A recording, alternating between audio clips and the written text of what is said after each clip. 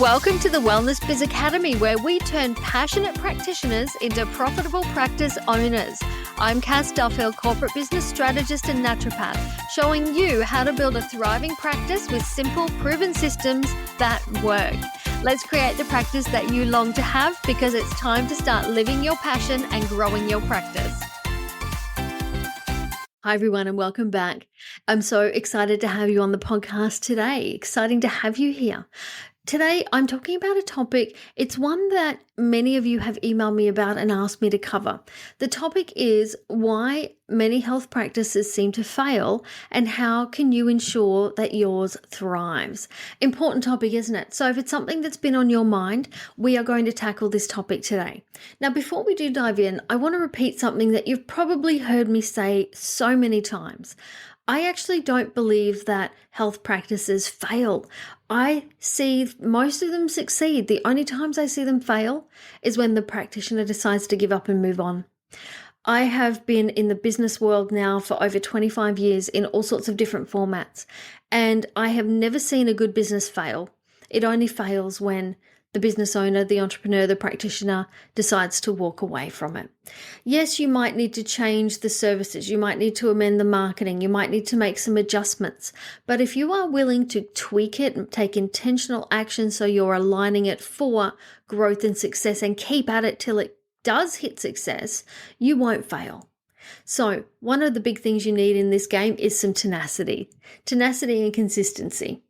So with that in mind, let's start chatting this through why many health practices seem to fail and how can we ensure that ours is one of the ones that survive. Look, let's be honest, running a successful natural health practice, it is no small feat. You go and do your qualification with this desire in your heart to help people. You do it because you want to be a helper and a healer. Then you come out with your qualification and all of a sudden, you're supposed to be a marketing guru, a business expert. You're supposed to know how to bring in clients, manage money, do your accounting. There are so many elements to running a successful practice. When we studied, we knew how to be a clinician and we were excited about seeing patients face to face. Some of the other things never really entered our thought process, did it? Until we come out and we think, wow, okay, this is a bigger thing than we thought it was. Many practitioners do face challenges that lead them to failure. And that failure is, this isn't working and I've got to back out and leave. But what I can tell you with 100% honesty is that with the right strategies, the right plan, a little bit of tenacity, you can actually set your practice up for success. So why is it that many health practices seem to struggle? Why is it we've lost so many in the last few years? Where have they gone? Well, one of the first reasons that I see is a lack of clear strategy. It's a lack of a clear plan. And look, I'm going to be honest, I blame the colleges for this. We are told to get your qualification, open your business, hang your shingle out the front, build it, they will come. But you built it and they didn't come. That is just a misconception. You weren't told the right thing, okay? There's a gap between your modality and your practitioner qualification and what it actually takes to create, run, and grow a practice. That difference is business and marketing education, and that's something that the colleges just don't provide. Without a solid plan, without a solid strategy, you will get lost in the day-to-day operations and the ad hoc marketing and everything else that takes your time. You won't have your eyes on the long-term goals. It means that you will be accidentally wasting time. You might be fluffing around. This can lead to burnout quicker than having a plan, because when you've got a plan, you end up with a to-do list. You end up with action points. So you're just ticking things off as you go. If you don't have a plan in place, you come into your business every day and you'll be thinking, what do I do next? And you might spend some time on social media and you think, oh, I'll put a few posts here. And then you might read a couple of blogs, look at some research, but there's no clarity. There's no process. There's no procedure. And this is going to make it hard for you to get traction. So pitfall number one is not having a plan or not having a business strategy. Everybody needs one. Big or small, you need to have a plan. The second thing that I see that really puts the brakes on a practice that could be successful is ineffective marketing. Okay. Many practitioners come out and they're relying solely on word of mouth. I'll get clients just because my doors are open, and then they'll tell all their friends about it. Now, word of mouth, referrals, absolutely valuable, but it's not enough to sustain growth, and it's absolutely not enough to build your practice when you've just opened the doors. It's just not. Unless you have a physical practice with a great main street frontage where hundreds of cars are flowing by every day and they're seeing your name blazoned in lights at the front, you need to do some marketing.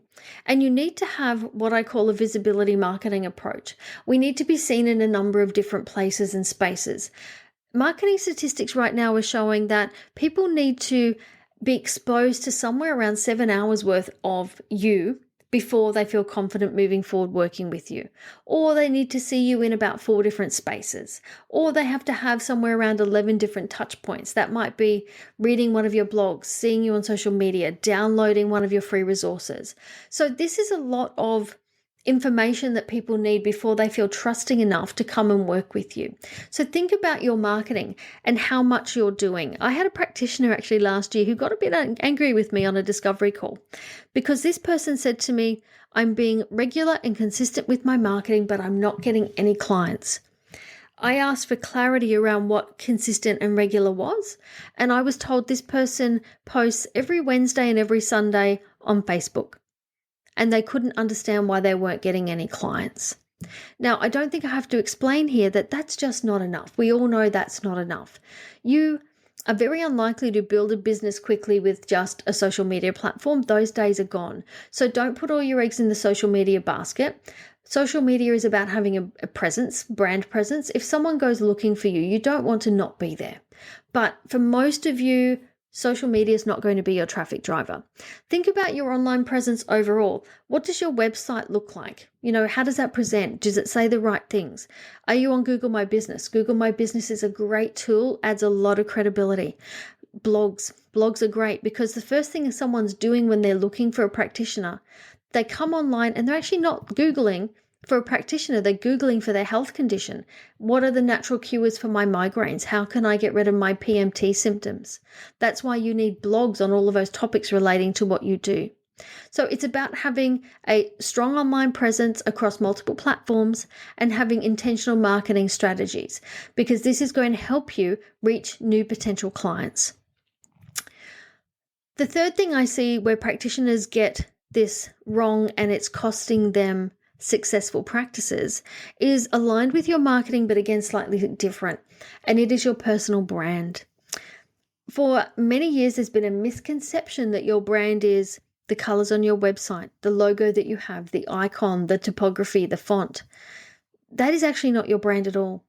And in this day and age and moving into the new year, what we're going to see trending is we need stronger personal brands. People are working with people they trust. People are buying from people. They want to know who you are, what you stand for. Why do you do what you do? What are the values behind it? So your personal brand has to be more than a logo. And it has to be more than a green logo on a pretty website. You have to stand for something. If you are a practitioner who is solely online, you need to niche. That is non-negotiable, and that becomes part of your personal brand. A generalist online will struggle to get clients in the current market. So think about that. You've really got to find some way to specialize and some way to niche. So think about your personal brand. If you need help with this one, I know this is a bit tricky, go onto my website, onto the blogs. There's a heap of blogs on there about how to dive into your personal brand. So check that out. The fourth factor I see that inhibits these practices that could be amazing, but end up causing them to fail is financial mismanagement. Now, again, we're practitioners. We're not accountants. We're not bookkeepers. It's not something that we're good at. Not something that we thought we'd have to do, is it? We might be very passionate about the work that we do, but if you lack the financial acumen needed to manage a business effectively, it can cause cash flow issues and ultimately lead you to fail. Learn what you can about growing your business and growing it the right way. The money in your business is money in your business. It's not your money. I've seen many practitioners over the years who take all the money out of their business and put it in their personal bank account like it's their money. It's not your money. You need to be setting up ways to make sure that you're earning enough, that the cash flow is there. Check your expenses. Many practitioners, your expenses are way too high. Too much spent on a range of different things, a lot of modalities, different trainings. modalities, new modalities and certifications, they are not going to be the golden ticket to your practice success. Okay, they might make you feel good, might feel like another bow, another string on the bow, but they are not going to be your golden ticket. Learning how to market your business and grow your business is. So that marketing and business skills, that's what you need to learn. So when you're thinking about financial management, something that I did in my clinic from the get-go was I activated something called Profit First. You can grab a book on that, Profit First, great little read, and it's about making sure that you've got money to pay the things that need to be paid, and it's about paying yourself first, however small that is. When I opened my clinic, my weekly wage was only $50, and it grew very quickly from there, but I made sure from the get-go I was paying myself some sort of wage. Now, number 5 is a bit of what I call a silent killer, okay? A silent killer of health practices. And it's about client retention. It's about failing to put a client journey and process that keeps clients coming back. In my clinic, I can tell you that every client stayed with my practice for at least 6 months, and the average of that client lifetime value was a minimum of $5,000. A lot of my clients were with me for the whole decade. I actually have a lovely lady who was my very first client on my first day and my very last client on my last day. And we're still friends and we still catch up now, and she's amazing. But that's what I'm saying about keeping clients for the long term. If you have poor client retention, they don't return. They might come for an initial and a follow-up and then they disappear. You need to work out why. That's not long enough for them to get results. So they're also not going to get outcomes, so they won't be giving you referrals or word of mouth because they didn't get any results. So think about that process you'll go through with them. How are you going to serve them and help them and build strong relationships so they will stay with you, A, long enough to get results, and B, long enough to give you great referrals. Think about how you can offer exceptional service and exceptional support, because that's what people come to us for. That's what we do differently to every other medical industry and person. We give tailored, personal, exceptional service. Think about how you can give a really personalized and thorough experience for every single client. How do you follow up? How do you contact them between appointments? How do you seek their feedback? And how do you continuously improve your services? The next thing I'd like to talk about when we're talking about why some health practices fail is resistance to change. Sometimes we can be so emotionally invested in something that we're doing that we don't change soon enough. We don't give up on it quick enough. Just because we have something there doesn't mean we have to do it. We have to use it.